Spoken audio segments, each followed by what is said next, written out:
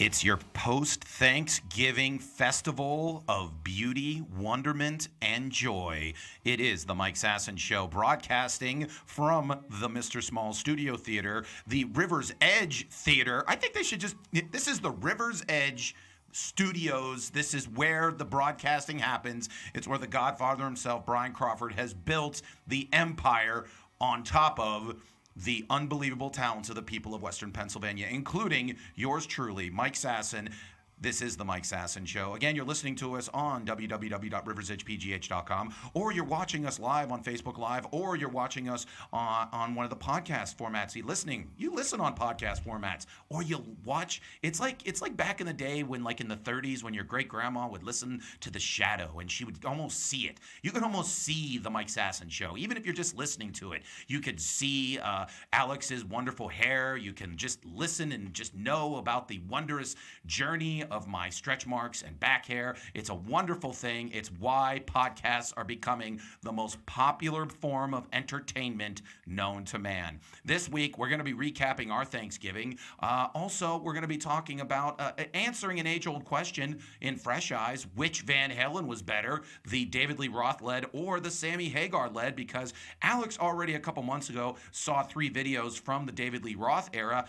I asked her this week to watch some from the Sammy Hagar era, and we will end the debate now. There'll be no more debate after this. Alex is going to decide. Alex, are you ready to that's a big question. I guess I'm ready. I don't really have a choice. Because there's a lot of people that there's been fights. I believe the whole Ukrainian-Russian debate is over the Sammy Hagar, David Lee Roth thing. Damn. There's a lot of things that are riding on this, so we're going to talk about that. Also, Alex, it turns out, and I sent you this to because I didn't want you to believe I was lying to you. I sent you an article that said young men want and get more emotional satisfaction out of their bros than the ladies in their life. Yeah. So we'll discuss that later on. Also, there's a perfect game if you want to get something for Alex that isn't alcohol related. If you know anything about Alex, you know that she loves feces, and this game is all about feces. Also, the Philadelphia 76ers are trying to get rid of a Kardashian. Good luck. Anyways, it is post-Thanksgiving. We're now going into now it is right to play Christmas songs. Yeah. I mean, it's after Thanksgiving. I accept if there's Christmas songs on. Yeah, like I have to listen to it every day at work now, so. Yeah. Now, I've been really trying to get into it.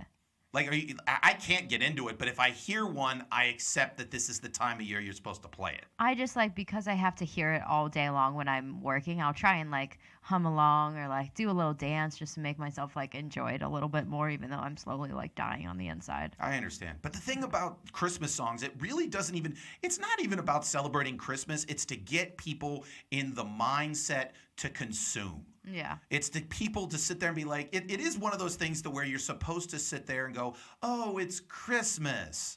Like that kind of deal. My favorite Christmas ads, I don't want the ones that are sentimental. I don't want the ones where the soldier's coming home or the tree. Oh, yeah. I want the ones where the wife or the kids are not that surprised that the husband or the boyfriend bought them a car. Oh. Like the ones where they have the giant ribbon on top of the Lexus. That's I want to find the people that are sitting there going, I'm buying someone a car for this Christmas. Yeah. That's the I one. want that. Yeah. Now let me ask you a question. If someone buys you a car, then they're pretty much they have to take over the payments. They can't just sit there and say, hey, I got you a car in both our names. Oh, by the way, it's going to cost you $300 a month for the next 5 years. Yeah, I don't know how that would even work. You just gotta have to Honestly. have the 80G just lying around going, yeah, I'm gonna buy my wife a car. I guess I would. You probably have that worked out to where it's not that much of a surprise. And Yeah. you're just like, oh, okay, I know I'm getting a car.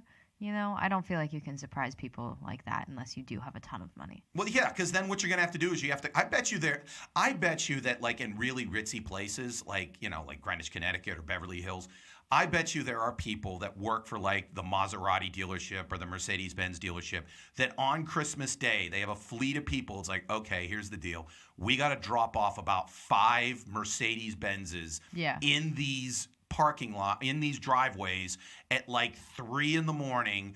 We got to work it out with the husband or the wife that we've got to that we got to put the giant ribbon on and all this other kind of stuff. So when they wake up the next morning, like, oh my God, there's a car in my freaking driveway. I just want anything with a giant ribbon. I don't care if it's a car or anything. I just want a giant ribbon. Where would you get giant ribbon? I don't know. You know what? We have a thing on the, when the Facebook posts, and then we post Facebooks, the comments section. If you know where we can get giant car-sized ribbons, I'll just get you the giant car-sized ribbon for Christmas. I'm sure that you can maybe find it like on Amazon somewhere. You have a computer in front of you. Find the giant. I know. I'm a lot making of so much work. I know. You're making you type and everything. I'm such a slave so driver. far away. I know. I'm such a jerk. Just, where do I get car-sized ribbons? I'm not going to type that into Amazon. Okay. But, I think that those are my favorite kind of commercials because everyone likes the one where, like, the star falls off the tree for Eaton Park. That's a great local one. Or the other one is, like, the Budweiser Clydesdales. They have, like, that. That's another famous, like, Christmassy kind of ad that comes around every year. They do have pretty big bows. They're like the ones that would go on, like, the front of a car. How much are they? Only like $20. Okay. Then I gotta find a $50 one. I want to walk around with a giant ribbon on my back, like just saying I'm a gift to everyone. That's what I want. I don't understand how things work. That's a pretty broad statement. Like I just looked up car-sized bow, and one of the things that came up was an air mattress. What? Yeah. None of that has anything to do with anything. This is Amazon? Yeah. See, I don't even understand. We'll get to Amazon eventually because one of my hot takes has something to do with Jeff Bezos. But the simple fact of the matter is, all he did was just put the Sears catalog on the internet, but not do it. It made it weird. Like you put in car-sized ribbon. I don't want an air mattress. How the hell did you get air mattress from car-sized ribbon? The only way you could possibly think that is if you're a husband, you're going to buy a car, and you're like, there's a pretty good chance my wife's going to be mad at me for doing this, so I need a place to sleep on Christmas Day night. Because obviously she's going to be like, get the hell out of my chair, whatever. Can you put it on my car for me so that I feel like my car is special? Yeah. It's this year it's turning an antique or a classic, something like that. Are you going to get the cool license plate? No, they're really stupid. You can only drive so many miles whenever you get like an antique license plate. Okay. But it's going to be 20 years old. Congratulations on that. That should be like a thing for a Honda. There you go. Because you drive one of the Hondas. Yeah. And they just keep on going. I always said that they should make a commercial of me and my family because we have like 5 Hondas and have almost always had Hondas. They should make a cute little commercial for the holidays. They should, but they won't. You know why? Because of the government. I don't even know what that means. Anyways, so another thing I wanted to mention was everyone who comments, I love them. No one should ever be afraid to comment. Like last week, I think Sam, our friend, commented something, and Sarah said, why are you being a pain in the ass? Sarah, he's being a lovable pain in the ass. I don't care if he asks us. I think one of the questions was, do we date lesbians? No. Yes. And yes. Figure out which one is no, which one is yes. But yeah, comment away. No one cares. Anyways, but especially Alex's mom. Thank you very much. I always Thanks, Mom. eagerly await Alex's mom's comments about the show. So continue to comment. I love the comments. Keep commenting away. Even after, like you said, it's 3 days later. He won't read it. Trust me, Mike and Alex read them. We love them. Absolutely. So speaking of comments and my family, my family went to Maryland to visit my uncle this past weekend. Okay. And they went over my cousin's house for another Thanksgiving dinner on Friday. And so I called them while they were there to like say hello to the whole family. And my one cousin was like, give me the phone. And comes over and takes the phone. He's like, Alex, what's this about this dude going on a date with you and lying to you? And I was like, what who told you the story? And he was like, I've been watching your show. I was like, I thought you couldn't watch my show anymore. He told me that it was too much for him. He was like, I can't picture you talking like that and like saying certain things. And I said, I thought you couldn't watch anymore. He said, I just skip through certain parts that I can't watch. But he was like, give me this dude's number or like let me meet him. I'm gonna teach him a lesson. I had a fan of this show message me asking, Alex is now robbing the cradle. And you were talking about your date or your perceived date with your 22-year-old beau. Oh, yeah, I never went. I know, but the thing is, I said, she's not robbing the cradle. She's only a few years older. And she goes, what is Alex, something like 30 or something? I'm like, no, you're not. You're not 30. I won't tell your age. Old? I don't know, but I said she's not 30. Because 30's old. Sorry. 30's not old. 30 is, again, we talked about this before. Peak dude hotness is like 45, 50. Even if I was robbing the cradle, what does it matter? You know, I'm gonna be a MILF and a cougar someday. I mean, especially when you become like super famous, you're gonna date all young dudes. Mm-hmm. Yeah, I mean that'll be your thing. That'll be like all the young dudes. All the young dudes. That song will be about Alex's dating life. There you go. Anyway, so speaking of Thanksgiving, who stole I don't know who stole your Thanksgiving holiday. Me, always. I know you did. But who stole mine was my nephew. My nieces and nephews, but my nephew especially, Jack. You got to see the outfit. Oh, it's so cute. I literally showed it to everyone in my family whenever you sent it to me. I was like, look at how cute this little baby is. But he's Jack. He looks. We'll show the picture. I'll put it up on the Instagram later. He looks like he's about to like go cut down a Christmas tree. He does. And he's got the little boots on the bottom. Tiny little boots and overalls. I know. He just absolutely stole everyone's heart with that. But he did something. He proved something that I've always said about people. Some people say, "Oh, kids don't listen." No, kids listen too well. That's one thing you always got to remember. I learned this when I coached 7th grade football. Kids do exactly what you tell them to do. And when I mean exactly, I mean exactly. Mm-hmm. So I'm sitting there and I wanted to take a picture of Jack in his nice little outfit. Okay. And he was never looking at anybody. He was just playing around. So I was pulling out my phone. Like you'd see it if I'm looking on the Facebook. And I got a giant phone now. I have a Note 9. So I'm sitting there and I'm trying to take a picture and he won't look at me. So I'm sitting there like, Jack, look at Uncle Mike. Look at Uncle Mike. And then eventually his mother sits there and goes, Jack, look at Uncle Mike. And so he's like maybe a foot away from me right here. He just kept on going like this. And I kept on going, no, look at look. And I figured out he is trying to look at Uncle Mike. Oh, he can't see him around the phone. So he's trying to sit there and be like, I'm doing exactly what you're telling me to do, why Mom. are you getting mad at me? Yeah, I'm not. If you say look at the phone, then I'll look at the phone. But you said look at Uncle Mike, and I can't see Uncle Mike because he's behind this giant phone. Yeah. So again, he steals the show. But what also stole the show was the fact that a day or two later, because I don't know if you know this about kids, Alex, kids are diseased. Eventually, they got me sick. Oh, so no. A couple days later, I got like a little bit of a stomach flu because it had been going around their family and everything like that. But the thing is I had a comedy show that night, and I didn't want to cancel it because it was with the great Ed Bailey and Dave Bracey, the drinking partners. They're very good to the show. I've been on their show a bunch of times. They invited us, and you went to Fresh Fest this year because of those guys. And so I didn't want to cancel on them, but I felt a little bad about it.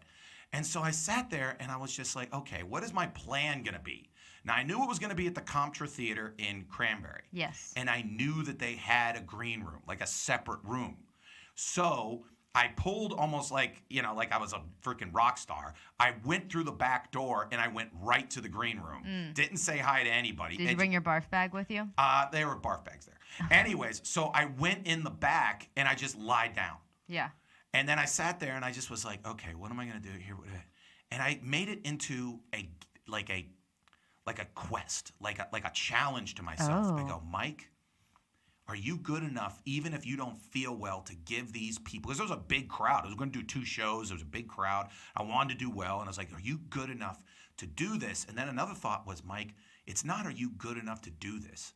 Are you good enough as a performer now to just mail it in. Yeah. And guess what?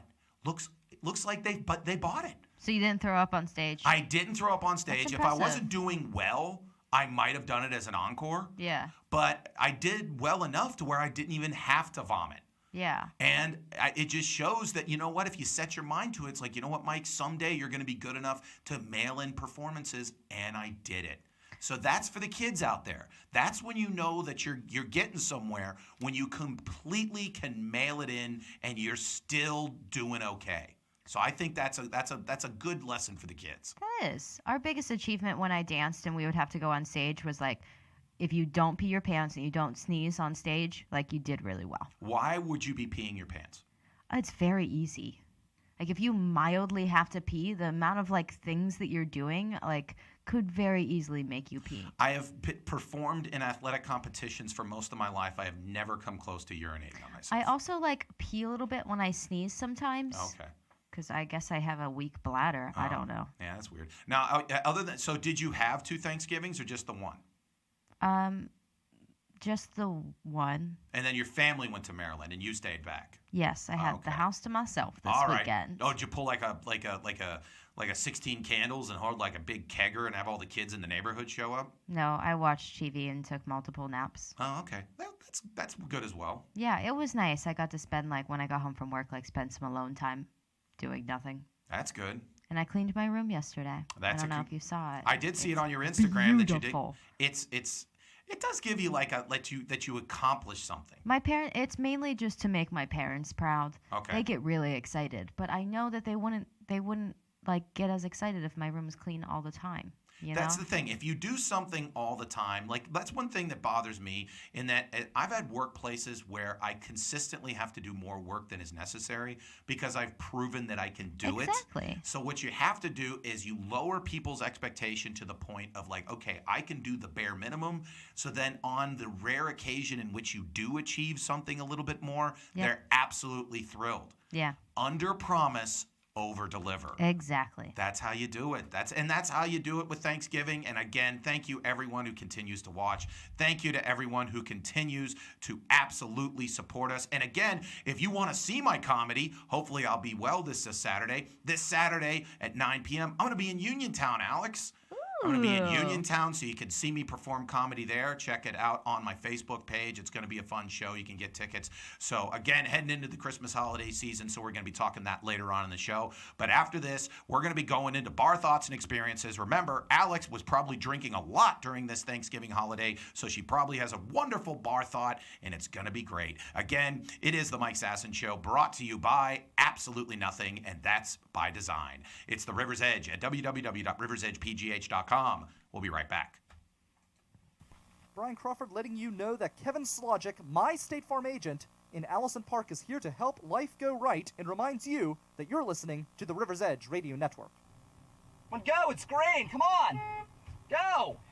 God damn it, Brian. You need to calm down Yeah, with the road I'm sick rage. of these people, these assholes. The road rage, man. You gotta calm down on the road rage. Well, I want to get to where we're going. We have a lot of great stuff coming up. We're going to Falling Water, Bicycle Heaven. the Mattress Factory, Knob. Trundle Manor. All right, which way do I go? Which way do I go? Come on, right, come on. right. Too late now.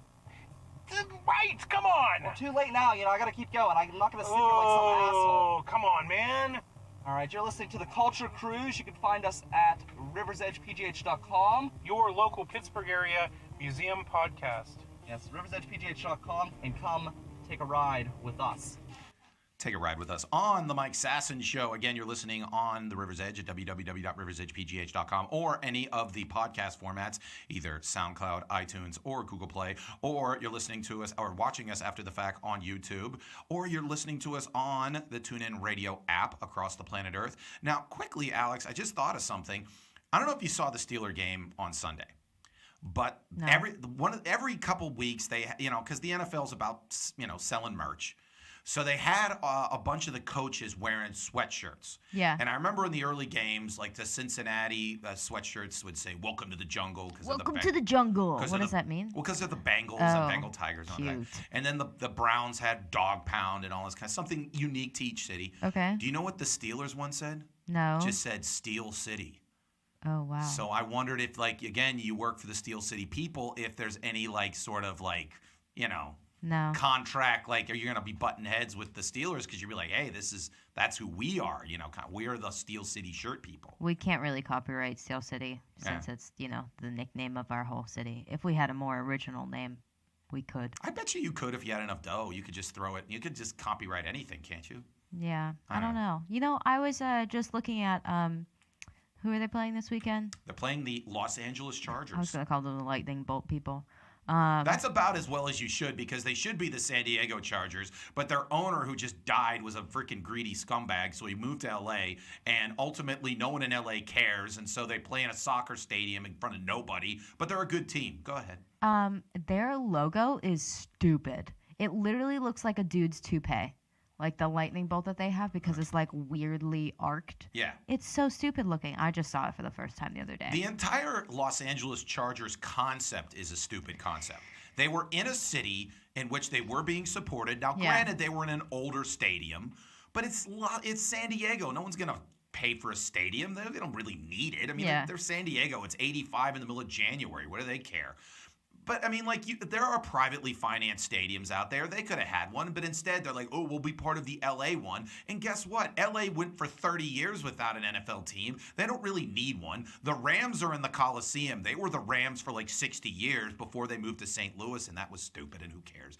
But the thing is, now they're just a random team in a town that, like, has no business caring about them, and so like all of their home games are played in front of mostly road fans, because every road team sits there and goes, oh, let's go to Los Angeles for a weekend. Yeah, that sounds nice. And like watch our team play. And they're actually a really good team, and they deserve better than that. Phillip Rivers is a really good quarterback, but ultimately, it's a cool logo. I love lightning bolts in general, but I hope the Steelers beat them someday. Yeah, it should be better. I don't know how you ruin the logo lightning bolt. Like, just literally have a regular lightning bolt. Why is it like weirdly arced and looking like a wig? Probably because of Los Angeles, and they figure most of the men in that city have toupees.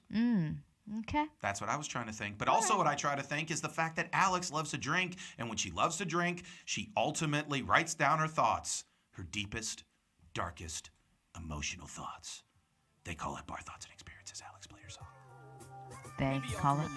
What? They call it. They. The world calls it. The earth calls it. All right, Alex, what's your bar thought? Well, I actually didn't drink as much as you would have thought this weekend. I mean, I still drank a lot. Yeah. For a normal human being, it was a lot. For you, it was like, you were in prison. This was my first Thanksgiving that I was not hungover. What? It's called growing up, Alex. Yeah, me and my sister were like real proud of ourselves. We woke up at like 9 a.m. We watched the whole parade. We watched the whole dog show. We I don't know. But then we drank a whole big bottle of champagne whenever, like on actual Thanksgiving. So we made up for it, I think. It was nice. There you go.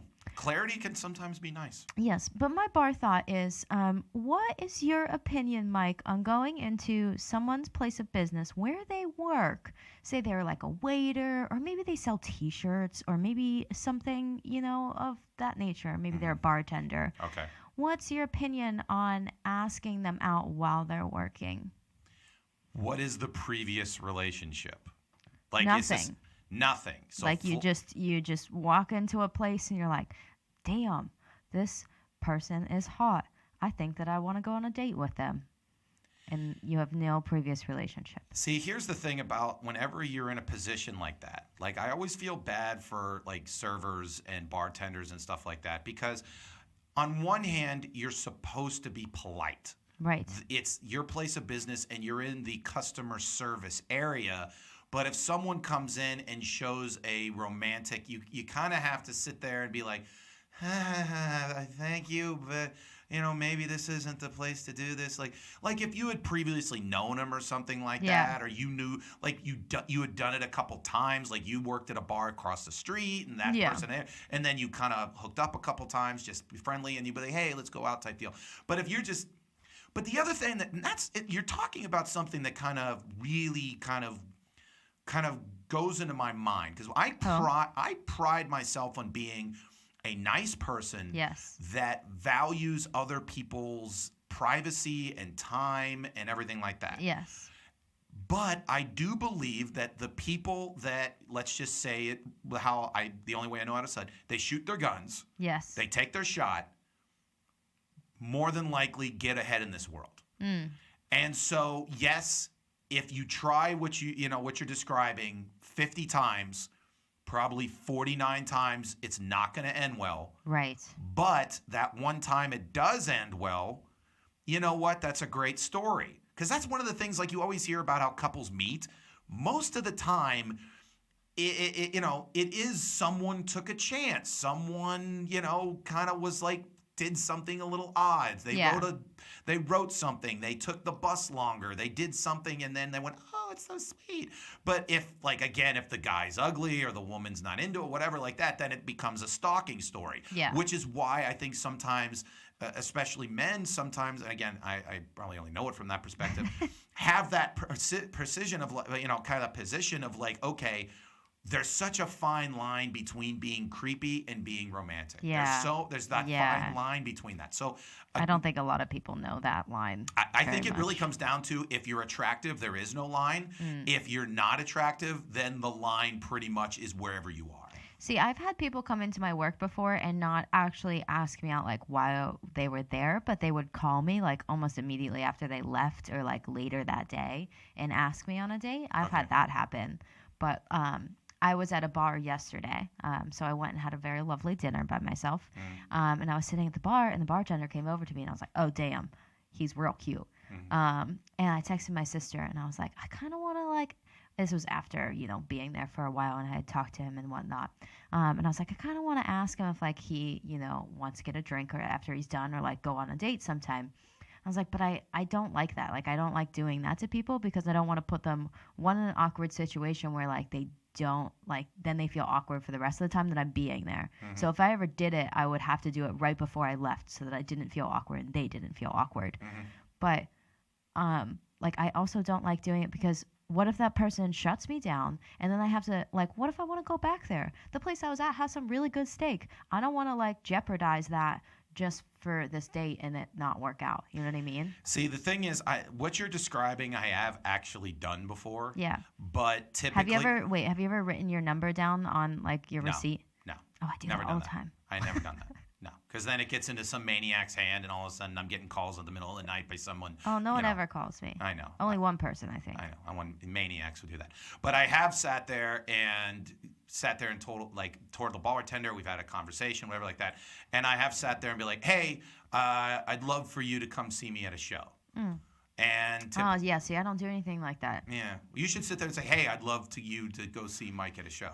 Well, okay, so that's what I would do. The good thing happened yesterday where. Oh, by the way, typically they sit there and they go, no. No. Yeah. No. Comedy? Ugh. Yeah. You? Ugh. Yeah. You and comedy? Ugh. Yeah. But the good thing happened yesterday where he asked me before I even had to ask him, which was great. Okay. I texted my sister. I was like, he just asked me before I asked him. I'm so pretty.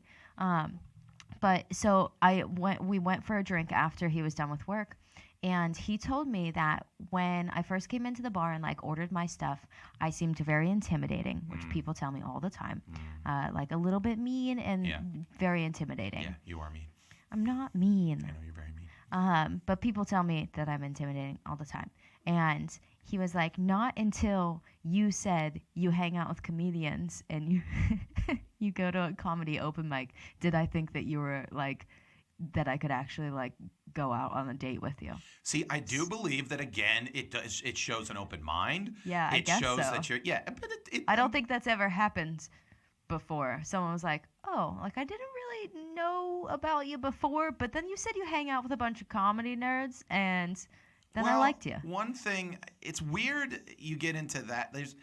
I've had people who, depends on what their opinion of comedians are. Like, I've had people who their opinion of comedians are that we're funny and that we're nice and that we're whatever. Funny. Oh, but I've had people who think that people's opinion of comedians are that we're drug users and that we're sad and that we're pathetic. I had a job interview once in which, and I was open with the fact that, I'm a stand-up comic. Yeah. And 99% of the time they go, oh, cool, that's fun. I'd love to do that. Especially if you're in sales. You're like, heck, if you have the huevos to Right, stand in front yeah. of people and do comedy. You should have the huevos to make a sale. Huevos. Balls. Huevos. I don't Eggs. care. I don't care. And so I sat there, and one time, and it was actually, I'll say the people, Comcast. I was going to interview for a sales position with Comcast, and this lady sits there and goes, comedians are all fucked up and on drugs. Oh.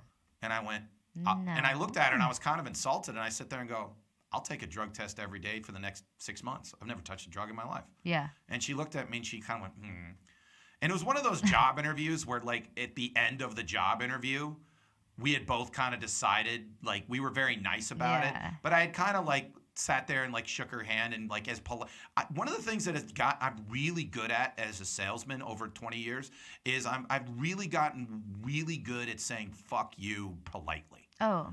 Like, I've been Like able with to, your eyes. like, no, just being like, well, I wish you the best of luck, and I know you're going to be at a tremendous success here, but I think you agree that I don't believe that you and I could possibly work together. Yeah, we're not the right fit. Yeah, we're not the right fit. So, hey, great luck to you. I know you're going to be a success. Maybe your response was the wrong response. Maybe she wanted you to be a druggie.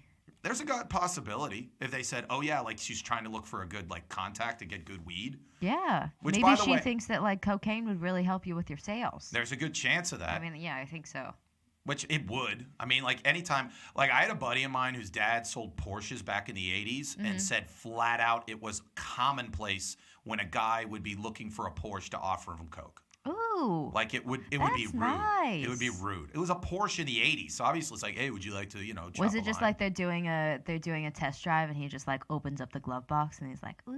and I it don't know how sparkles? I didn't get it into That's that. how I would do it. I don't know. But Open up the little thing in the middle, whatever that's called. Yeah. I think it was more I don't think you wanted to drive with it because, again, you're in a Porsche going 1,000 miles an hour. Right. But I think it'd be better if it was in the I feel like they place. probably had maybe like a deal with the cops or something, like, hey, don't pull us over. We have a bunch of drugs in here, but we'll pay you a bunch of money. Let us give these people drugs while they drive the Porsches because that's amazing. You know what? Back in the early 80s, they didn't even have to. I bet you the cops were just cooler back then. Yeah. They just, except if you were not a white male. Right. Then they weren't cool. But, like, if you were a white male, if you, like there are legitimately, I talked to this old cop once who said that back in the 70s when he first started out, it was completely normal for you to, like, pull over a guy who was swerving and obviously drunk.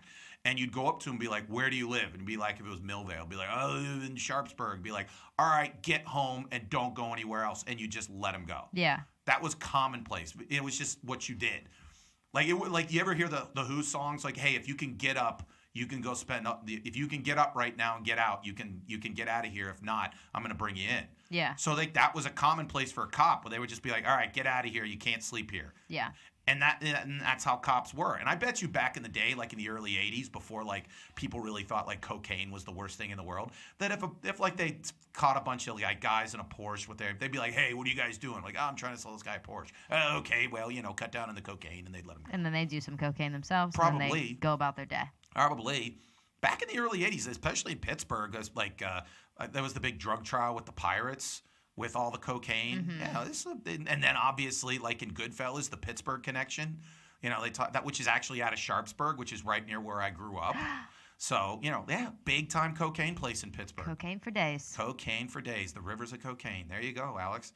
So I guess the answer with just like when you talk about the asking people out at their workplace, it really comes down to if you're attractive, it'll work out. If you're not, it won't. Yeah, just be attractive. Be attractive and be a super interesting person, and I guess maybe hang out with comedians. I don't know. I don't know if that works for everyone. It won't work for me. everyone, but it definitely worked for Guy at the place where you had your dinner. Yes. There you go.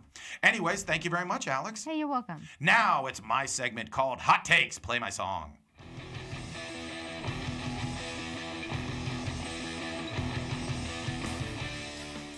Hot Takes is basically just random thoughts I've had during the week. I do this completely sober, which proves, again, I'm a little bit more screwed up than Alex. First and foremost, I'm sick and tired of everybody who thinks that people don't understand what wins in sports.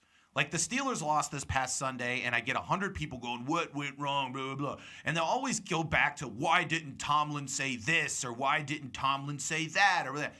This is the only thing that wins in sports. Talent and execution. Ooh. Do you have the talent? Did the talent do what it was supposed to do? That's it. What about dedication Nothing. and passion? Nope. If that had anything to do with if college football was about talent and execution, or it was about passion and determination, then the service academies would win 20 straight national championships. Then the kids who go to Harvard and Yale, who have all the passion and dedication in the world, would be winning national championship after national Well, championship. you need all of that all together. No, you don't. You need talent and execution. That's why most of the people that are in the NFL are mostly illiterate people who are giantly genetic freaks. That's why they're there. They have talent, and then they do what they're supposed to do, which really, if you understand what they're doing, is wildly simple. Yeah. Like, I remember one time my brother was telling me a story. He had a teammate at IUP. His name was Leander Jordan. And he was a very talented player. He eventually got drafted by the Jacksonville Jaguars, played a couple years in the NFL. So when the scouts came by, they would always get him on a board, and they'd sit there and they'd go, okay, Leander, draw this play. Draw your favorite play. Yeah. And he'd draw like 5 circles, and he'd draw like where he thought defense was. And I remember his offensive line coach was sitting there going, oh, gosh, he doesn't look like he's that smart here. And he sat there, and he'd like draw it. And to the coach, he was kind of embarrassed because he didn't know like everybody on the line was doing, but everything like that.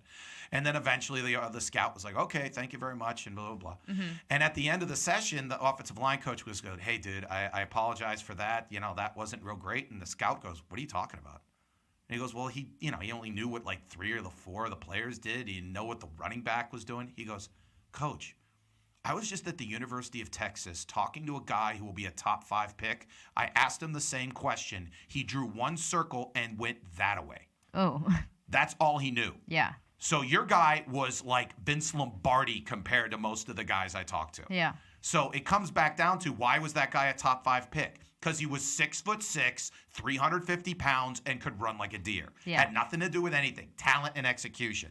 Second, there's a big talk about the fact that the post office is going away. I mean, we don't really get that much mail anymore. Everything's internet, all this kind of stuff. But there's always the joke about the fact that, the wife would, have sex with the postman or all that kind of stuff. Yeah. So here's my idea. All the post office should become is just mail order, prostitutes. How about that? Do they still wear the same uniforms? If the woman or the man at the place wants them to, sure. I like that. But again, no more delivering packages, no more delivering Barnes and Noble They're catalogs. delivering packages, all right. Yeah, there you go. See, you're pretty good at this. Anyways, exactly. No more. It's all about just knocking on the door, seeing if the person in there wants to pay for sex. Yeah. I just saved the post office. Also, another thing we were talking about earlier about Amazon and how it's weird and all that kind of stuff. Jeff Bezos, Yeah. who just basically, if you, I don't know if you follow the whole Pittsburgh, maybe the H2 capital, and then eventually they picked New York and Washington D.C. anyway, which people could have picked like a year ago. Yeah. But what he was trying to do was see what other cities would give him. Do you understand that? Other cities were giving up money that they would give to like hospitals and churches and schools and roads to give to the richest man in the world who's worth $150 billion. Yeah. So instead of giving it to one city, he gave it to 2.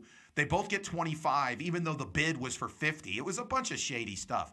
But here's the thing. Jeff Bezos is currently worth like $150 billion. And I had this thought the other day. If you go and make $100 billion and yet you still go to work the next day, I got to call you out. You're mentally ill. What are you doing? What are you proving anymore? Right. You have more money than 1,000 generations could spend. Just stop. Just go home. Maybe he really likes it. Likes what? All Amazon is someone said, hey, the Sears catalog? Yeah, put it online. That's all Amazon is. Yeah, but someone has to run the business. No, he doesn't run anything. But he could go sit on an island and still make money. But again, you have $100 billion. Go home. Stop. You're proving nothing at this point. That's what I'm saying. You're mentally ill at that point. And then my last hot take. They made another Robin Hood. Here's my answer to Hollywood. Stop making Robin Hoods. How many are there? There's like 30 of them. Every 2 or 3 years, they make another Robin Hood. Aw. This one was with a British guy I'd never heard of and Jamie Foxx. Cute. And then a couple of then one was with Russell Crowe, and then you had the one with Kevin Costner, and it's like every 3 or 4 years someone decides to make Robin Hood, only they change one little thing about it. Like instead of like symphony music, they put rap music in it, or they make the character a little less dainty, or they make it more like period piece, or they make it a little funner, or they make it just stop it. Yeah. They're all bad. Just stop it. Why is it every 3 years they got to make another damn Robin Hood? I don't know, Alex. Oh, he's pretty though. I know he's pretty. He's an actor in a movie. Of course he's going to be And attractive. he's Robin Hood. He's Robin Hood. He steals from the rich and gives to the poor. I know the point. I've seen the movie 37 times. Stop making Robin Hood movies. Those are my hot takes, Alex. Oh, that was so nice. There you go. Boom. Win victory. All right, so we're going to take a little break. And when we come back, Alex will answer the age-old question, who was a better Van Halen lead singer, David Lee Roth or Sammy Hagar? It's the battle of Van Halen and Van Hagar on the Mike Sasson Show on Fresh Eyes. It is the Mike Sasson Show on the River's Edge, www.riversedgepgh.com. We'll be right back.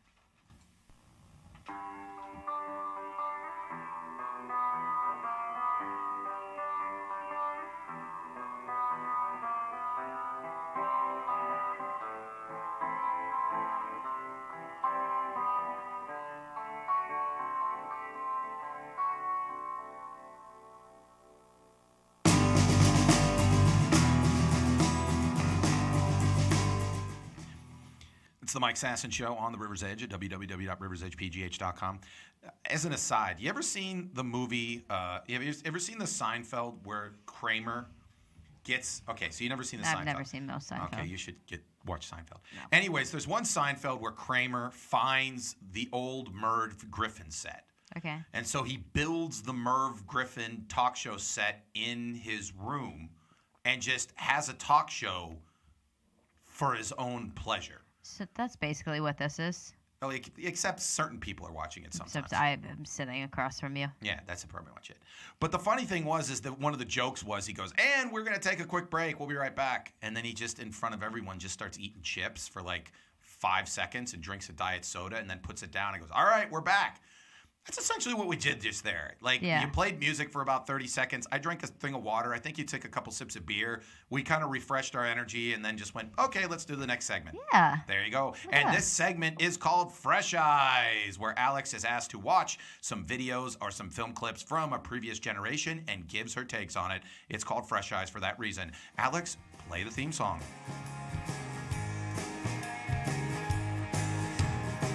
There's no love like a country girl with money. So this past week, I was going through my phone, and there was a little bit of like a meme that showed a picture of Sammy Hagar and Bill Clinton. And I sat there, and I was sitting there thinking the other day, like, why would these two people be like, kind of on the same one? Buds. And it turns out that they're both the same age. Aw. Sammy Hagar is 71 years old, and for 71, looks pretty damn good. Looks pretty much the same. Yeah. And the thing about him, which is interesting, is he is part of one of the most unique stories in the history of rock and roll, which was the change from David Lee Roth to Sammy Hagar as the lead singer of Van Halen. Yeah. So if you don't know the story, basically from about the formation of the band until 1984, David Lee Roth was the lead singer of Van Halen. And after 1984, the album, Van Halen was at its absolute peak. They were one of the biggest bands in the world. They could do no wrong. They just were selling out concerts all over the world, all that kind of good stuff. Now, both sides have their own story, but eventually David Lee Roth left the band and did his own thing and all this kind of stuff. And everyone's sitting there going, oh, what are we going to do? No. What are we going to do?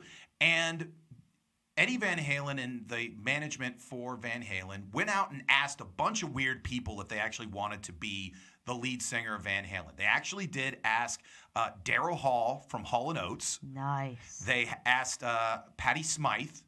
They asked a bunch of people if they wanted to be the lead singer of Van Halen. But one of the things that was, and this is where rock legend comes in. Okay. One person says that, well, when the band was initially signed, their producer and the label didn't like David Lee Roth, and actually wanted to get this guy, Sammy Hagar, as the lead singer in 1977. Yeah. But it didn't work out at the time. The Van Halen brothers stuck with David Lee Roth, and Sammy Hagar became a pretty successful solo artist himself. Mm-hmm.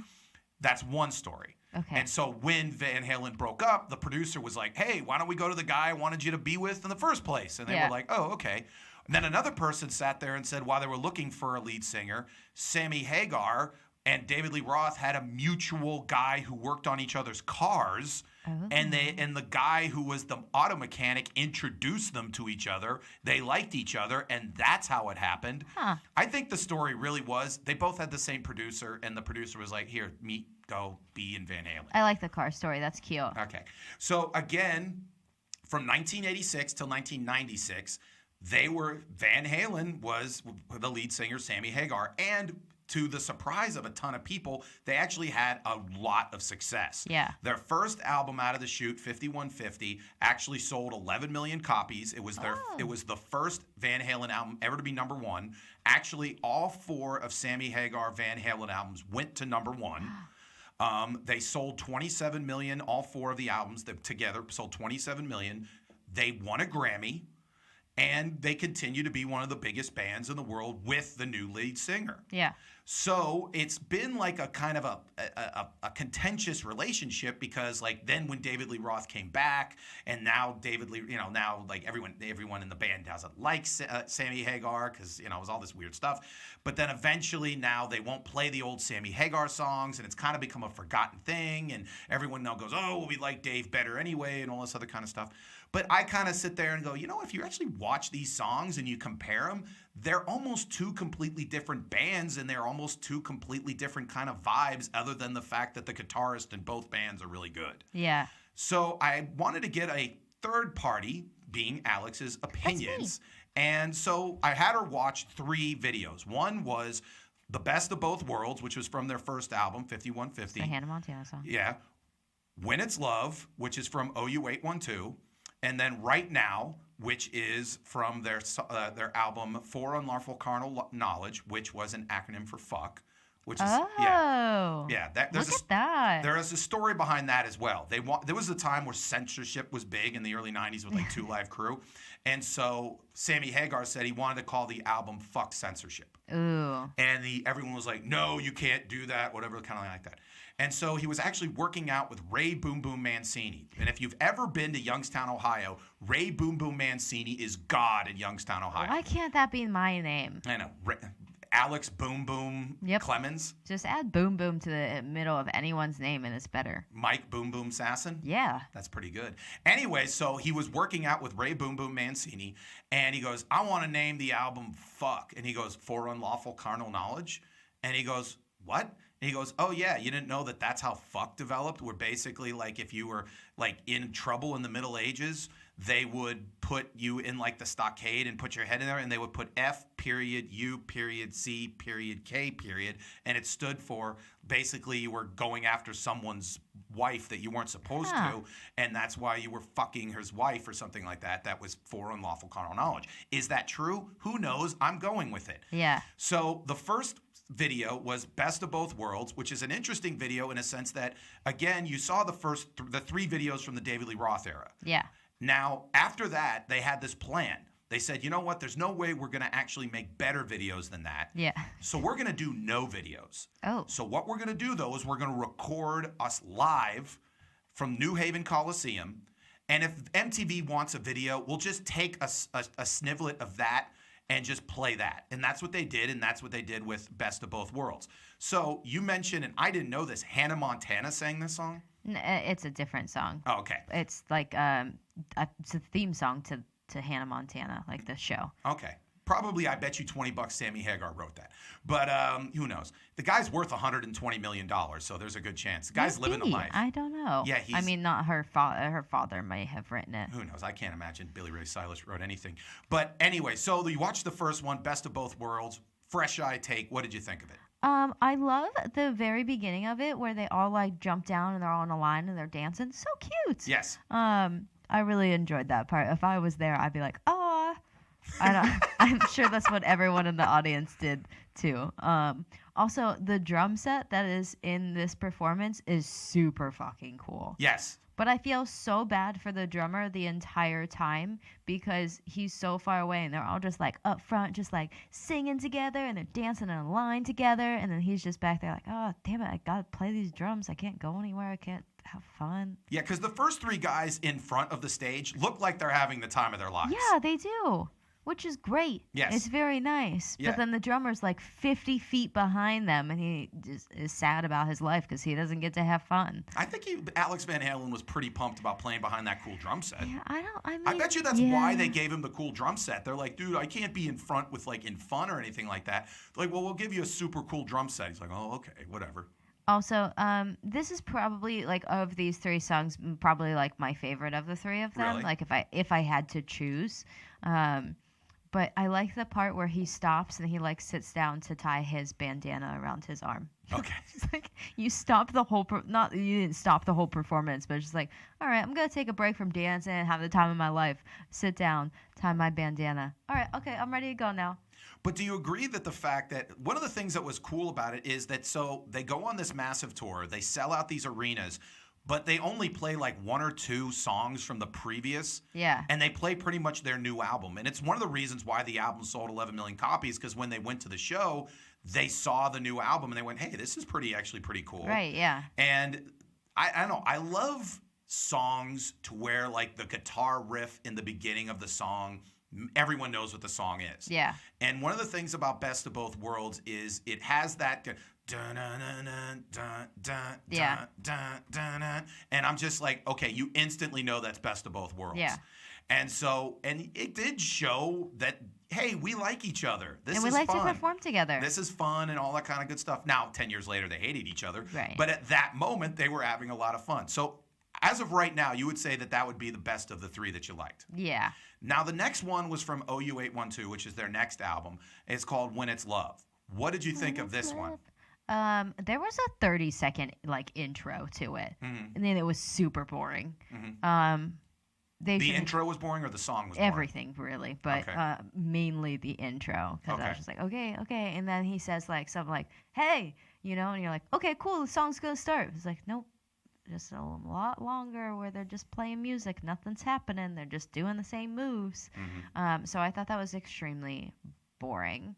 Also, I've never really looked at them that much, but like they look like they like practice in one of their mom's basements and like play weddings. Okay. That's what these people look like. Yeah. And none of them look like they would be singing this song also, like a song about love and stuff, and they're all singing together like on one microphone and they're just singing about love, and none of them look like that.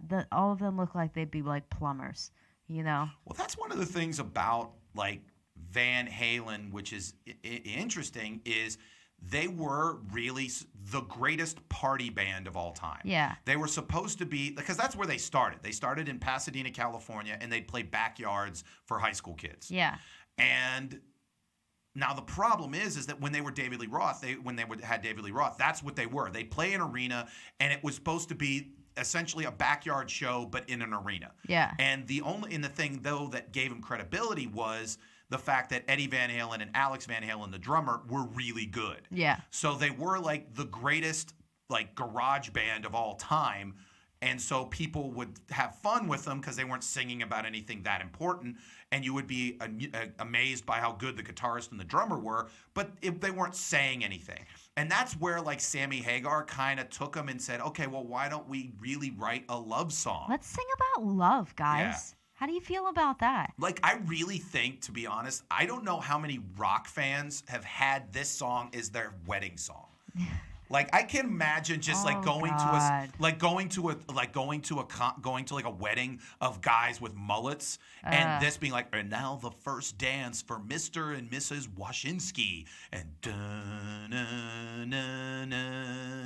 And the wife just hates her life the entire time. And if the guy with the mullet is marrying the woman was totally cool with it. Yeah, you can play some Van Halen. I like that stuff. Yeah, maybe but like if you still did it now, because I can still see people doing that now. I would. Doesn't it sound like kill. but it does sound like a slightly heavier wedding song. Yeah, I mean, I guess that's good for them too. That like they seem, because of like their looks and stuff, like they're super relatable, I think, to the average man. Yeah. Which is nice. It's like, Well, I I could think, do this. you know, I'm a plumber. I could sing. Well, that's one of the things that I think, again, David Lee Roth brought to the band was the fact that he was the out-of-control performer, whereas Sammy was more of the relatable guy, except for the fact that if you talk about the two voices, Sammy Hagar's voice had a lot more range and a lot more ability than David Lee Roth, which, let's be honest, David Lee Roth can't sing at this point. Yeah. Whereas Sammy Hagar was really a good singer. Yeah. So it's one of those things of like, well, who do you like better? The guy who can sing and maybe write a little bit deeper lyrics, or the guy who would wear assless chaps in front of 200,000 people? Yeah. It kind of is, either or. Then the third video, which was from for Unlawful Carnal Knowledge, which was Right Now. Now, when this video came out in the mid-'90s, this was a video that was maybe on 37 times a day on MTV. I can imagine that. I feel like if like MTV was still playing music videos now, it would still be on. Like this video, like it was obviously a Van Halen song.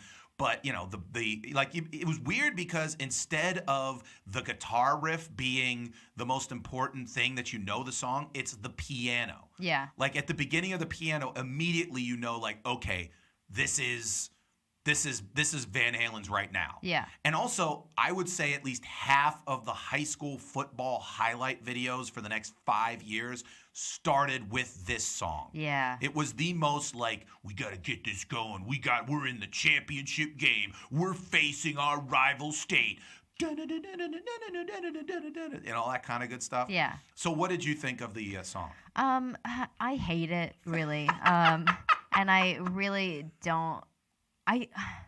I'm so conflicted about this music video because like I think it's pretty stupid, but then I also think about like how I would love to do a music video like this and just write random fucking shit, and just like that's the whole music video. It's just like really weird quotes and like things that are happening, and like they had so many depressing things like, oh, this is happening right now, this is happening right now, and they were all so sad. And then it was like, Van Halen is planning a world tour.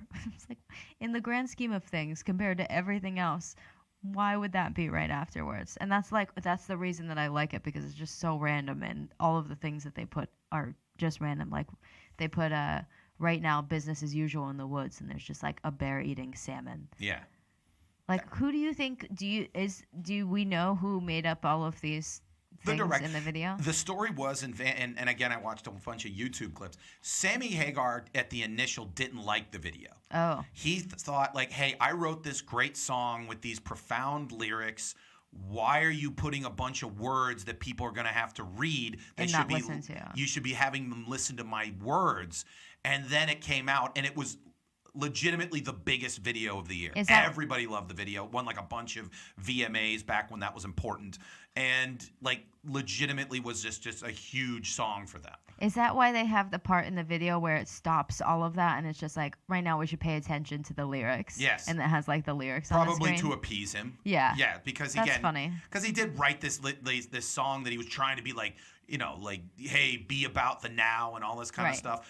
And everyone's like, no, we're going to have a bear eating a salmon in the woods. And he's just like, whatever. Yeah. Now, let's get to the big story. You saw the 3 David Lee Roth Van Halen videos. Yeah. You see the Sammy Hagar 3 Van Halen videos. Now, you can't say neither. I know, because I want to so bad. Okay. But which of the 2 groups do you think was less bad? Less bad. It's so hard just because, like, I do kind of appreciate Sammy Hagar as like a performer, and like he definitely is more talented, like you said, and he seems like he still has fun, but but he also wants to like do something, and like be something for people, and so I appreciate that, but also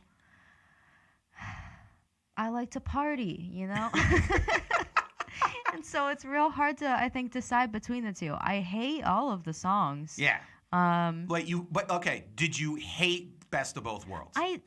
No, pretty much. It was just kind of like the best of both worlds. It was the best of the worst, I Yeah. think, you know. It was better. Wasn't good. It was just better. Yeah, By the way, full contention. I love all of these songs, but go ahead. what were the songs we listened to before? We listened to Well, Jump. Jump, the 3 from 1984. Jump, Panama, and Hot for Teacher. Yeah. All right, I'm going to go with...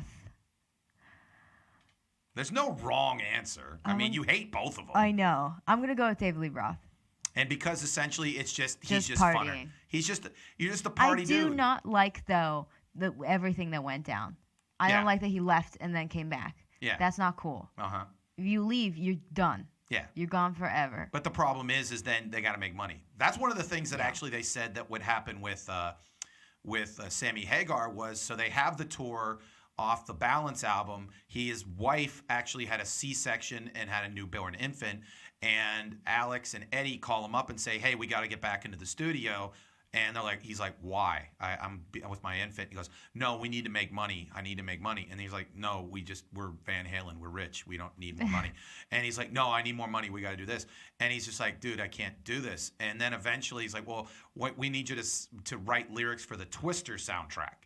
And he's like, I don't want to do a soundtrack. And so he wrote lyrics, and then Eddie had to rip them up because he said that they were crappy and all this kind of stuff. And so it eventually just got down to pretty much rock star money type stuff. And eventually, Sammy Hagar's like, dude, I'm worth $120 million. I don't want to be this anymore. Leave me alone. And so it's like, okay, fine.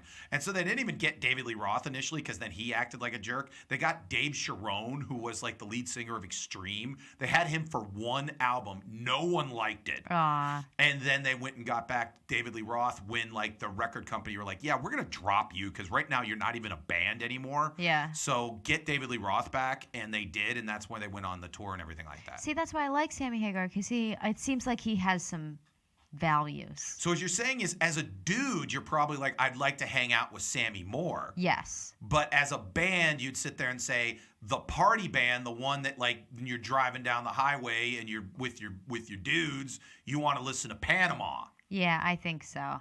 Because the thing about it is, I'm in the same way in a sense that it depends what mood I'm in. If I'm in in a thoughtful mood, then I like Sammy Van Halen. But if I'm in the good time party mood, you can't get better than Van Halen with David Lee Roth. Yeah.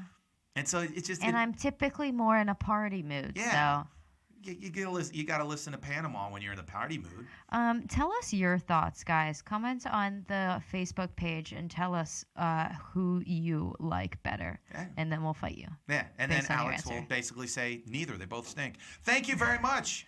That was a wonderful, wonderful segment of Fresh Eyes. But now it's news and notes from the world of sports and weirdness and goodness. Play the theme song. It all starts now. Ooh. All right. So, what's up? There's a thing. This little Alexa. I don't know. Whatever this little guy is. Yeah. Oh man, she heard me. It comes up with little news stories all the time, and one of them just said, "Man marries hologram." There you go. So I figured that would be a good way to start off news and notes. There you go. First off, man marries hologram. Whoop, whoop. Speaking of the fact that men seem not to be happy with people that there's, with the opposite gender at this point, this is from Time Magazine. So this isn't like this is real. This is real, unless they made up a new time, which in the modern age, who knows. I sent this to Alex. It says, point blank, men are more satisfied by bromances than their romantic relationship study says. Here's the article. Says young men are getting more emotional satisfaction out of their bromances, close heterosexual friendships with other males, than out of their romantic relationship with women, according to a small new study published in Men and Masculinities. Intimate male friendships have become more socially acceptable in recent years, say the study author, and that's largely a good thing, but they caution the shift could lead to weaker bonds among dating or married couples, or even reduce the likelihood of men and women pairing at all. Couple other things they said, according to the thing. It says, to find out how much romances matter, they surveyed 30 heterosexual men who are second-year college students who had been in relationships before, and they basically said the authors found out that any one of them reportedly had at least one romantic friend who they engage in no boundaries behavior, like sharing secrets, expressing love, sharing secrets, or sleeping in the same bed friend at some time or another. 29 out of 30 men said they have cuddled with their bromantic partner. These findings may not apply to men beyond a very specific population, and more research is needed. The other says the students reported feeling less judged by their close male friends than by their girlfriends. In their words, one participant, Tim knows I love listening to Taylor Swift and Beyonce, but I keep that quiet around my girlfriend because she would judge me. I feel like I have to be more manly around her. Oh. And then men in their study says it was also easier to overcome conflicts and share their emotions, like when their grandparent dies, with their guy friends, and to discuss sensitive health information. 28 out of the 30 said that they would prefer discussing personal matters with a bromance than a romance. If I found a lump on my testicle, I would talk to my bromance rather than my girlfriend. See, I feel like it's just from what you're just talking about. Like if you told your like bro, like, oh hey, I have a lump on my testicle. He'd be like, oh man, that sucks. And then that would pretty much like be the whole conversation, or unless they like you like asked advice or something like that. But it would just be like flat out, like they're very straightforward, like that sucks, man. If you told a woman that, she would freak out and then like get you to tell you like have you tell her all of these things, like, oh, what does it feel like, or like, how are you feeling, like, are you emotional, like, what are you doing, or like, and ask you so many questions. So you're saying it's much simpler just to be like, yo, bro, I got a lump on my testicle, and your bro would be like, dude, you gotta check that out. Yeah. And that'd be it. And that's it. And then whereas you're like, a woman wow, would be I feel really glad that I shared with you, and I feel better about it. That's all I needed. Yeah. So you think that maybe sometimes women are just they just get too much into this, maybe a little bit too much of the minutia of it, and it's all they really want. The dude only women really wants need details. Yeah, but they're saying no, there's no details. Hey, I got a lump on my dick. I got to get it checked out. Yep. And he's like, all right, cool. Yeah, we need details and emotion behind everything. Now, is that a bad thing? Because also the thing that got me was the dude saying, I have to be more manly around my woman, which leads the fact that, okay, if men don't want to be manly and women don't want men to be manly, then who the hell wants anyone to be manly anymore? I don't know. Because apparently, like, men are, like, still poisoning the earth and shooting guns and, like, doing terrible things, and apparently no one wants to do it. The men don't want to do it. The women don't want the men to do it, but the men think the women want them to do it, and so that ultimately then it all turns into pure crap. The world's fucked. The world's fucked. I think ultimately it all comes down to one thing. People gotta fucking sit there and just say it. Just sit there with your bro and sit there with your woman, or sit there with your relationship and sit there and be like, dude, lady, I got a lump on my dick and I got to get it checked out. I'm good. That's it. And then, but I need to cry and listen to my Taylor Swift. Yeah, I think that everyone just, obviously needs to be more straightforward with everything that they do. Now, and have a bro. Let me ask you a question, though. In your romantic relationships, has one of your boyfriends ever come up to you and said something in which you'd be like, oh, my God, you really like that? Or you really do that? Or do you like, oh, that's so, like, I know something about him? Or are you a little bit more close about him? No, definitely number one. Zach used to, or still does, I shouldn't say used to, really likes the movie Frozen. Okay. Like, really likes it. Really likes it. Like, I like Goodfellas. He likes Frozen. Yeah. Okay. And and it doesn't really make any sense to me, and I don't personally like it. So yeah, I judge him a little bit about it. Have you made it to his point, like, oh my God, this is a terrible movie, and I can't. Is this a movie that a 5-year-old girl should like, and you like it? Yeah, maybe if it was a good movie, like if I was a big Beyonce fan myself, and my boyfriend was like, yeah, I love Beyonce, I'd be like, let's listen to Beyonce all day. All day. So do you think that ultimately that guy is the problem? Isn't that that the woman feels that Taylor Swift is not masculine? It's that she feels that Taylor Swift sucks. Yeah, probably. See, I think again, it all comes down to communication. Yeah. You got to communicate, because it ain't about the fact that I think that maybe the woman thinks that Taylor Swift isn't masculine. She just thinks that she sucks. Also, if you're with a woman that you feel like will judge you for those things, maybe you shouldn't be with that woman. You should be able to, be you. Well, see, that's the other part when they talked about later in the story is they said the guy was more like, well, why are you with a woman? And he goes, ultimately, I'm attracted physically to her, but maybe not up here emotionally. Yeah, you got to find a better woman there, man. Yeah. You've got to find that there's other people that want to have sex You with gotta you. find a woman that'll also be cool with your bro. Yeah. You know, so y'all can all hang out. And listen to Taylor Swift and talk about testicles and lumps. Yeah. There you go. Boom. Win. Victory. Another reason why maybe men are a little bit more concerned about bromances is this story. Gucci Mane's baby mama Gucci. wants more money. Apparently doesn't have enough money, and so these stories always seem to come out, and I'm always a little bit weirded out by them, in a sense that I think that, you know what, obviously if you're taking care of someone's kid, you should get financially compensated. Yeah. But on the other hand, there's a little bit of whatever. Right now, she gets paid about $2,000 a month to take care of a kid. That's a decent amount of money to take care of a child. She now wants $20,000. That's a big jump. Here's according to Gucci Mane. Gucci Mane is arguing that Evans' request for her massive increase in child support is invalid and suspect. For instance, she claims that she spends $1,000 a month on clothing, No.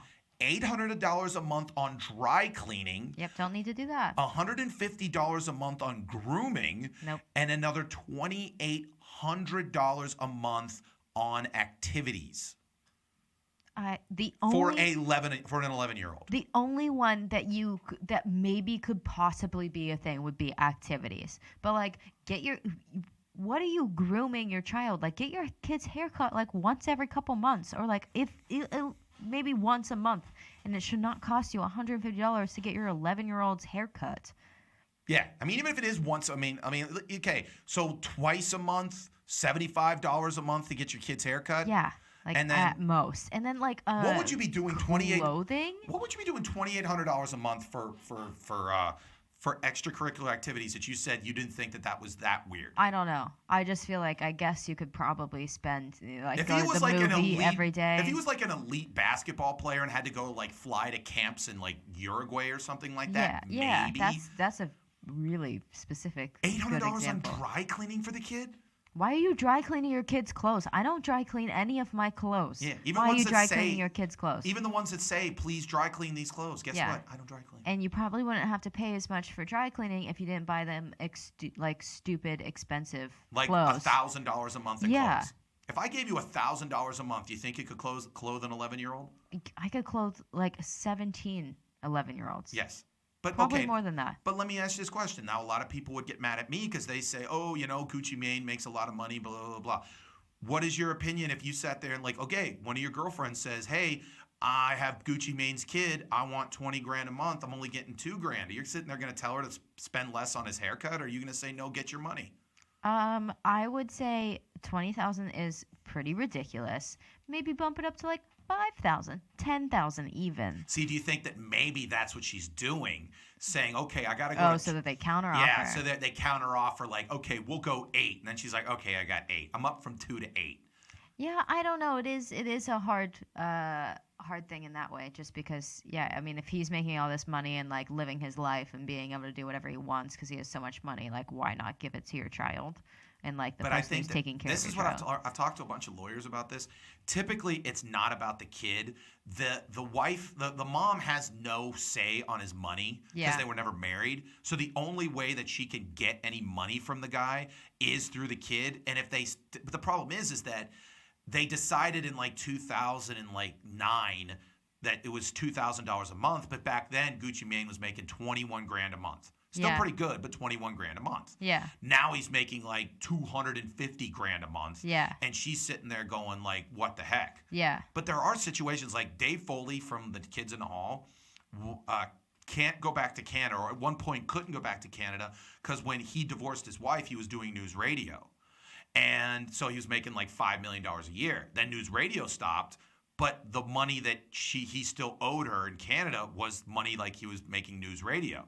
And so he went up to Canada. He's like, hey, I got to get this adjusted because, you know, I don't make that type of money anymore. Right. And they were like, no. This is how much money you have to do. That's terrible. And so he like couldn't see his kids for years. Aw. So I don't know. The key is, to be honest with you, is just prostitutes. That's really, if you want to have sex with someone and not have a kid with someone, prostitutes. Right. Have babies with prostitutes. Don't have babies with prostitutes. Just have meaningless sex with prostitutes, and then you're all good. Speaking of meaningless sex, Hugh Hefner, who is dead currently. Oh, yeah, it's like over a year now. It's a little over, yeah. But the stuff's coming out about him. Apparently, he had one of the most gigantic collection of sex tapes in the Western world.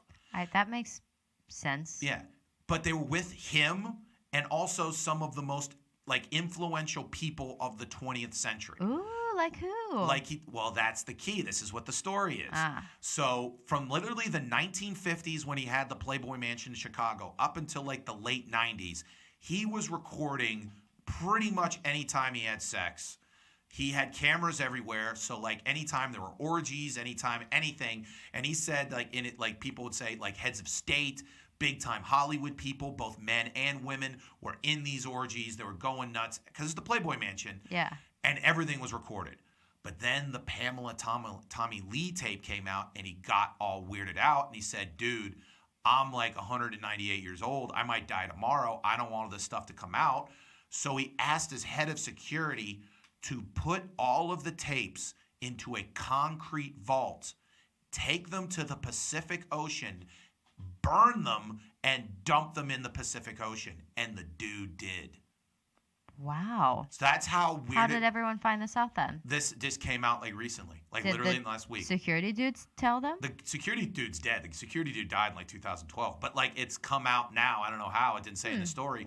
But that apparently that's to the extreme that he did to get those sex tapes. Now the problem I have with it is what he should have said was, okay, put this in the National Archives. You can't bring these out until 100 years from now. Yeah. Then everyone can watch freaking Ronald Reagan have sex with Warren Beatty. That's when it becomes a big time historical document. Also seems like a lot of litter to go into the ocean. It's the ocean. It can do whatever. So I mean, if there's thousands of sex tapes. Yeah, but it's in a concrete vault on fire. I think that's good. He lit the concrete vault on fire. I don't know what he did. Okay. He was Hugh Hefner. I bet you $20 they just took it to the dump and they just told him he put it in a concrete vault and threw it out to the river. Do you ever think he was oh man, I just don't want to have sex today? When he was 80, yes. Not until that point. I love his smile. The thing, okay, that guy sits in that bathrobe comes up to you, is hey, let's get after it. Hell yeah. Even at that age. Yep. And he's saying, hey, we're going to record this. And when you're 80, everyone's going to see you having sex with an 80-year-old dude. Wait, I'm also 80 or am I now? You'll be 80 when it comes out. Oh, yeah, that's fine. Okay. Who gives a shit when I'm 80? Yeah. Everyone will be like, hell yeah, you were cool back in the day. Yeah, you got sex with an 80-year-old dude. Yeah. There All you right, go. Grandma. The one thing about the Playboy Mansion that I've always heard is the fact that they built it. The one in Los Angeles was built in 1975. And so pretty much outside of maybe a few tweaks, it was pretty much the same house from 1975. So outside of maybe a few new pieces of electronics, when you'd walk into it, you'd just be like, oh my God, I'm in my grandpa's house. That's amazing. Because and the other thing about it was he was very regimented. He was very Mondays is movie night. Tuesdays is, night at the pool. Yeah. Wednesdays we go to the club. Thursdays we do this. And so it was one of those weird things. Everybody all the bunnies would talk about their lives at the Playboy Mansion. And I'm yeah, you live with essentially an 80-year-old dude who was in World War II. And my grandpa, if he ran a brothel, would be like that. Yeah. Because my grandpa was very like that. He was very much dinner is at 4 o'clock. I have a drink at 5:30. I watch the news. I do this. Yeah. Hugh Hefner was the same thing. He was I watch, I take my drugs, then I have sex with this 19-year-old girl from Ohio, and then ultimately then I record it, and then I watch it again. It was very regimented. That's beautiful. You know what? That's. Ooh, did you hear that noise? I know. It was Hugh Hefner saying. You have to start singing now. Can you hit that note? And no. Anyways, so again, somewhere there's a flaming Viking funeral for a bunch of porn. It's still on fire. It's an endless flame. It's an endless flame. Endless flame of porn. That'd be a cool name for a thing. Another thing that'd be kind of, I guess, cool somewhat is NBA basketball and the fact that Kendall Jenner is following in the family footsteps of going out with NBA basketball players. No. she's going out apparently with Ben Simmons of the Philadelphia 76ers. The Philadelphia 76ers are right now probably the favorite in the Eastern Conference, and they were undefeated going into a game with the Cleveland Cavaliers. And the Cleveland Cavaliers this year, because they don't have LeBron James, suck. Right. They're like, they're going to win like 4 games the whole year. They're just completely terrible. But Kendall Jenner shows up to the game in Philadelphia, and guess what happens? The Sixers lose to the big scumbag team of the world. So what are the people in Philadelphia doing? They are sitting there saying, get rid of Kendall Jenner. So in Philadelphia, they have decided to put together a petition to ban Kendall Jenner from ever coming back to Philadelphia. Fuck? Here's the actual words. It has come to the attention of Sixers fans that Ben Simmons has rekindled his relationship with Kendall Jenner, a member of the notorious career-killing Kardashian/Jenner family. Jenner was front and center in the attendance for the Sixers' loss to the worst team in the league, the Cleveland Cavaliers, better known as the island of misfit toys LeBron James left behind. We as Sixers fans cannot sit idly by and let Kendall Jenner ruin what could be a truly special Sixers season by her attendance at Sixers games. We must take action. We must see that Sixers and Wells Fargo ban Jenner. That's stupid. But don't you think that, ultimately, if it means a championship, and I was her, I would sit there and be like, if I'm really interested in this dude, then you know what? I'll avoid Philadelphia. I mean, yeah, I guess, but are What if you you really showed- that superstitious? Yes, they are. Absolutely. If you've ever been to Philadelphia. Anyways, so okay, you find a hot dude who's an NBA player. Yeah. All right, the team's going amazing. Okay. You sit in the front row and the team craps the bed and everyone sits there and says, hey, here's the deal. We are going to have a great season here. You're going out with a member of the Milwaukee Bucks. Anyways, Milwaukee, we're doing well, but you know what? You showed up. We stunk on ice. Please stay away from our Milwaukee Bucks. So what if I stay away, but I stay away and they lose again? But Am what I if they allowed back? I guess, yeah. Maybe they figure out you're not the jinx. Yeah. But what if you are the jinx? What if they go on this massive run? And I you're- curse them forever? Yeah. Well, you ever seen the movie Bull Durham? No. Well, Susan Sarandon in that movie goes out with Tim Robbins. And Tim Robbins is this young pitcher, and then one night he doesn't have sex with her, and he pitches amazing. So he sits there and goes well, I guess the reason why I didn't have sex with her, that's why I didn't. So then he goes on this massive winning streak, and one of the parts of the movie is she doesn't get laid for 2 months because he's going on this massive winning streak of being the most amazing pitcher ever. And so she sits there and goes, damn it, my team is doing well that I want to do, because she was the Jersey chaser of all Jersey chasers, but I want to have sex with this dude and I can't because he keeps on winning. That's tough. But if you really love the dude, wouldn't you be you know what, I'll stay away if you think I'm the jinx? Yeah, I guess so. And I guess, I don't think that she has to worry about it, but, that's their money. So. But you would stay away if the guy thought that you were the jinx. Yeah. What if if I really like them. If not, I'd probably be I'm out, bro. If you're really that superstitious, no. So you're I'm saying, out. if you're saying, you know what, if you can't perform in front of me, then guess what? Then you can't perform in other situations. Agreed. Maybe. Yes. Because guess what? In other situations, I'm going to be there too. And there's going to be a whole crowd. Yeah. We're talking about sex, right? Yeah. Yeah. So when you have sex with this NBA player, you're inviting people. Yep. Yeah, you're going to be I got stands in my room. Yeah.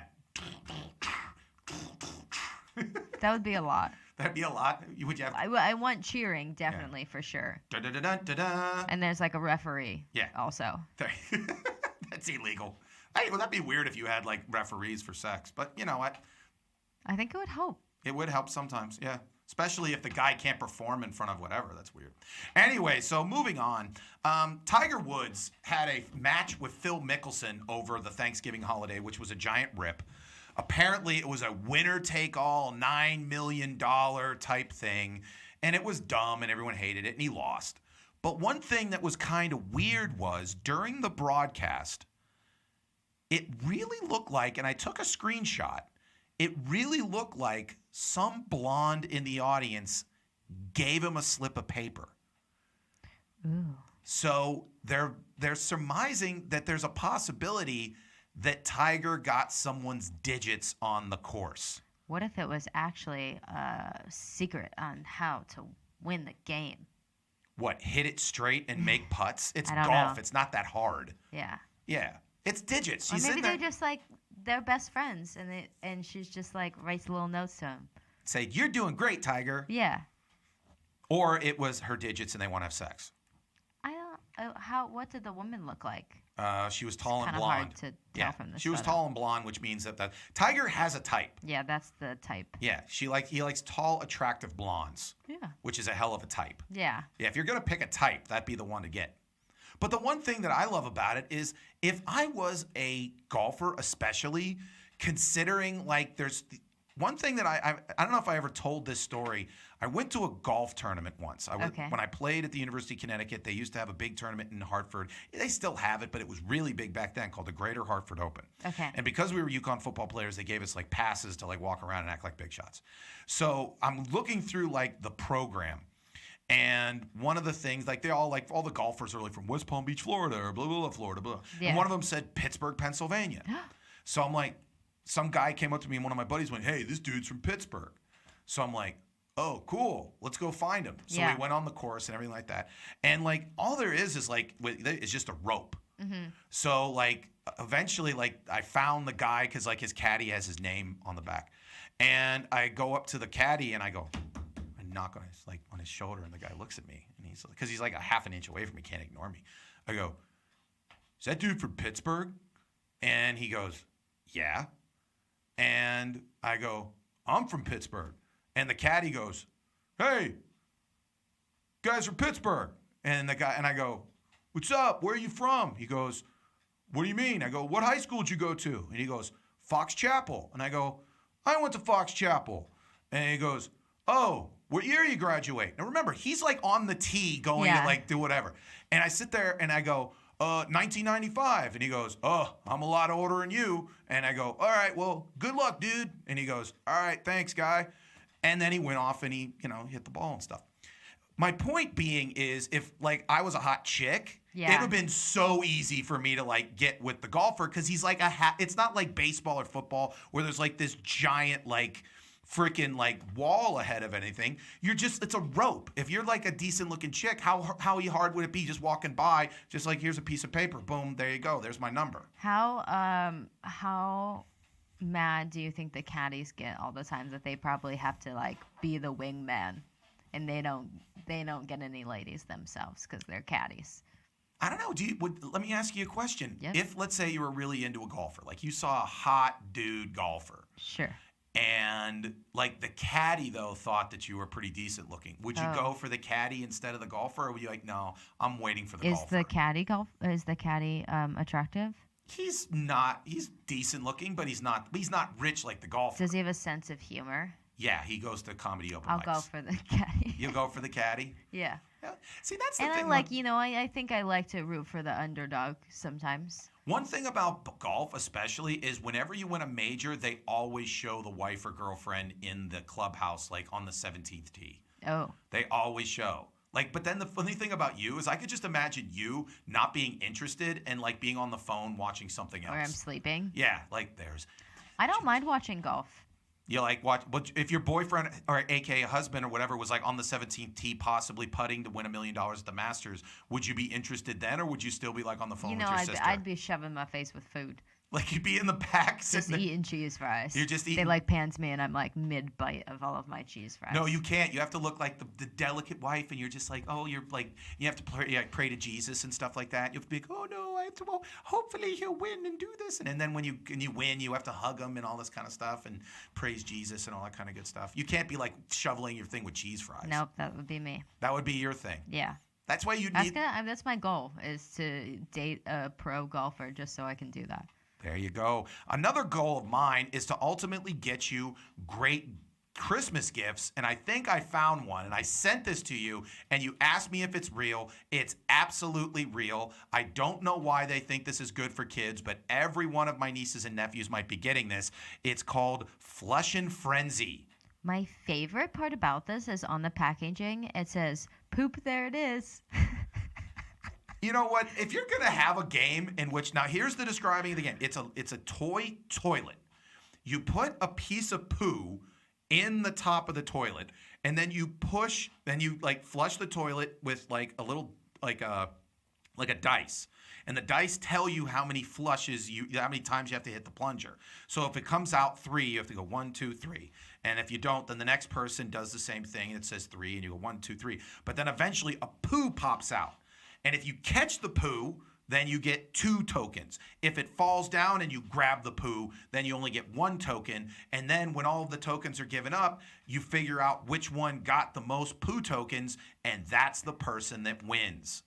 I could see the Clemens household having a ball with this game. I don't even know how my family didn't invent this game, honestly. I feel like maybe they might have and just not told anyone. Yeah, like this is your dad's.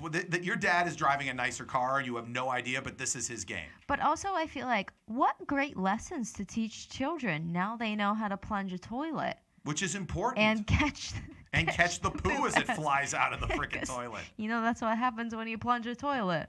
But I think that's important lessons. I know people that don't know how to plunge a toilet and don't know like how to unclog a toilet. So like they should have had this game when they were younger, and maybe they'd be better off in their lives because, you know, sometimes it comes in handy. One thing that I always love is that there was a guy who was a game designer, like a board game designer, and was like, you want me to design what? A smiling piece of shit. Yes. Okay, let's see if we can do that. It's a very cute piece of shit. Its smile is very large. It's too happy that it's a piece of crap, is what you're saying? I think that's the only thing that really gets me, and its eyes are very close to its mouth. It ain't got no nose. And it got no nose. Well, would you want, if you're a piece of poo, to smell yourself? That's true. There you go. That's smart. But I would, yeah, I don't know. I might get this for my kid just to teach him how to plunge a toilet. I think you should get it for your entire family. I mean, it's a great gift for just in general, personally. The second gift that I thought was a great idea was, if you've ever traveled at all, one of the most annoying things is when the luggage comes off the conveyor belt and everybody's got like pretty much the same stuff. And so you're trying to figure out which one's yours and all that kind of stuff. And you're always scared that someone's going to grab someone else's. So you become the worst of whatever. A UK-based retailer, Firebox, has created a custom-made suitcase cover that has your own face on it. The head case cover fits perfectly over your existing luggage. It's the easiest way to prevent mix-ups, and it ranges from $26 to $39 a cover. That's not too bad. That's a good price. For $40, I would have my picture on my own luggage. Oh, but I feel like I would have such a hard time picking my photo. Would you want to have something that looks mean, or because see, the thing is, if you pick one of the pictures where you're like cute and like, oh, I'm Alex, I'm cute, then all of a sudden everyone's like, ha, I could steal her stuff because she's just a cute little girl. But you got to maybe do one where you like holding an Uzi or something like that. Like, no, I'm a badass bitch. I can kill people. I can stab. I'm Rambo and stuff. No, I want one where I'm cutely winking. Why would that? But then people think that maybe they can take advantage of your cute winkiness. No, and then I fight them, and they never expect it. What? You don't want any fights. You just want people to not touch your. So you want to egg people on to steal your stuff. Yeah. You want to sit there. You're like sitting there. And then I come up from behind them. Boop. You boop them. You boop them. With your massive ninja moves. Yeah. I think this is actually a great gift. Now, I think if I did what picture should I do? Should I do a smiling picture or just kind of like? I think just your normal face is pretty intimidating. I think they can't see your size though. Like I should be a full size picture and then like something that everyone knows how tall it is. Yeah. Or maybe like a growth chart and it says like 6'4" or something like that, so everyone knows that like, hey, the person who owns this luggage is a large mammal. I think I'd want to have my face on it, but I'd want the luggage to like have little arms and legs hanging off of it. So it just looks like a little Alex that you're winging through the airport? Yeah, I think that's adorable. There you go. So if you need something for Alex and it's not alcohol, those are 2 ideas. Now we end news and notes with a really terrible story. That's a good way to end things. Okay. 2 people that we both pretty much are not huge fans of apparently want to work together. Tom Brady and Mark Wahlberg. Woo. So, someone asked Tom Brady, hey, when they eventually make the movie of your life, who do you think should play you? And Tom Brady said, Mark Wahlberg. How tall is Tom Brady? 6'4". Yeah, exactly. That's why everyone was sitting there going, you're the stupidest person in the world. There's no way that 5'2" Mark Wahlberg is going to play Tom Brady. And why the fuck would you pick him? Because he's a Boston guy and he's tough and he's You a could pick struggle. anyone. They said that There's actually other people from Boston. They said actually the perfect person to play him would have been Henry Cavill, I don't know who that is. the guy who played Superman in The Man of Steel and all that kind of good stuff. Oh, okay. He's like 6'3", 6'4". You know, that would have been. Is he from Boston? No, he's from England. But like 99% of actors are from England. Yeah, and if you're from England, I feel like their favorite accent to do is a Boston accent. I think people. That's weird about England. It's weird. I think in England they want to be actors, whereas in America they want to be movie stars. So they're big into like actually learning how to be actors, whereas in America they're just like, let's just be Clint Eastwood and learn catchphrases. Yeah. And so that's why they even like decent looking guys in England can act. Yeah. Whereas like in America, if you're a decent looking guy, you're just The Rock and you just play the same character in every movie. And then you just do motivational speeches and sell headphones. Yeah. But the thing is one thing is, I love people say when they make the eventual movie, who would want to watch the Tom Brady story? I don't know. Because here's the thing about the Tom Brady story. And if you actually analyze his story, it's not that much of he came from a pretty affluent family. Right. His dad was like an insurance executive. Yeah. Okay. He had an opportunity he was drafted into Major League Baseball by the Montreal Expos. Yeah. By the way, that shows how old he is. The team that drafted him doesn't exist anymore. Oh. But the thing is, he decides to go play quarterback at the University of Michigan, which is one of like the top 10 football programs in the country. Yeah. So yeah, granted, he wasn't an immediate starter, and but it's not like he went to Eastern Michigan. He went to Michigan. He played it in front of 100,000 people. Now they'll say, well, his senior year he didn't play every game because Drew Henson was there and stuff like that. He still played. He was still the Orange Bowl MVP.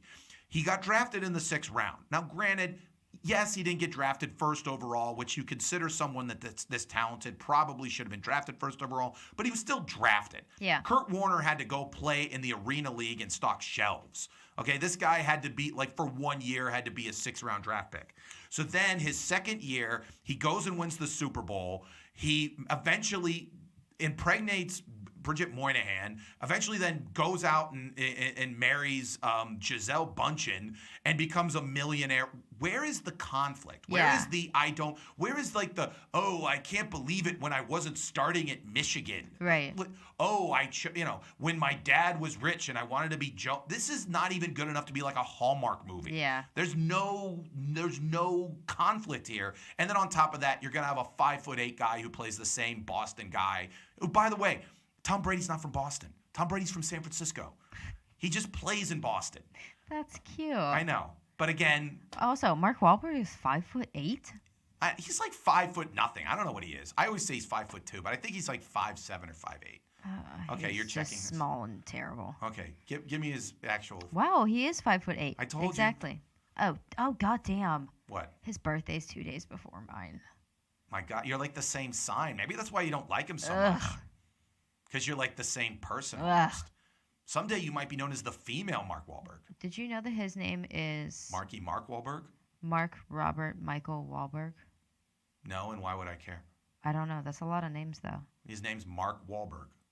Mark Robert Michael Wahlberg. My name is Michael James Sasson. Mine is Alexandra Dawn Taco Clemens. I know. You added the taco later, though. That's my confirmation name. Your confirmation name is Taco. Yes. We've never discussed this. You actually, did you find a Saint Taco? Saint Taco. Where is Saint Taco? Where? Why Find do you me say Saint. it like that? Find me. Where? Find me Saint Taco. Okay. Yeah, Google Saint Taco. Because I had to be like, I just picked the normal Saint. I just picked like, I think I was Robert. I can't spell. I looked up Saint T-A-C-O. Acorn, Okay. which I'm sure exists as well. Yeah, Saint Acorn. So Saint Taco. Ooh, did you know that there's a Saint City Tacos and also a Saint Taco that is a restaurant? Of course, that's a great name for a restaurant, but is there an actual? You're supposed to pick an actual saint for your confirmation name. Saint Taco of Ulysses. You so made that up. Yeah, that's the first thing I can think of. Okay, Ulysses is clearly. My real confirmation name is Renee, but Okay. no one needs to know that. Okay, well, they just did. It's being recorded. Anyway, so thank you very much for that one. We're going to end with something near and dear to our hearts. I always go to It's where actually me and Alex met each other at Scarpazi's up in Mount Washington. Yep. And there is a very sad thing that happened. A fan of myself and of comedy in the city of Pittsburgh, looks like she has passed away. She was in Mexico, and it looks like there was an accident, and her name was Kaylee Manning. And she was. I always remember her at Scarpazi's. She was always very supportive of the comedians at Scarpazi's, and I saw that this is the picture from KDKA TV that she went down to Mexico on a vacation, and looks like there was a mishap there. And I just want to send our condolences to the family and to everyone there. She was a very nice woman, and I feel bad. And also, we remember and we always care about the people that support local comedy and support the Mike Sasson Show. So again, our condolences go to the Manning family. And that is the Mike Sasson Show. Thank you very much for everyone who continues to listen, and hope you had a great holiday. Looking forward to great shows in the month of December. Again, we gave you some gift ideas for Alex if alcohol is kind of out of the question. Next week, we're having a great show on Monday night. Again, continue to listen to The River's Edge at www.riversedgepgh.com. And if you want to catch my comedy, check it out in Uniontown, Pennsylvania this Saturday. And enjoy yourself. Again, my name's Mike Sasson. That's Alex Clemens. Thank you again, Alex, for joining us and giving us a window into one's soul. You're welcome. Again, thank you very much. We'll be right back next week. Bye. Woke up in a storm.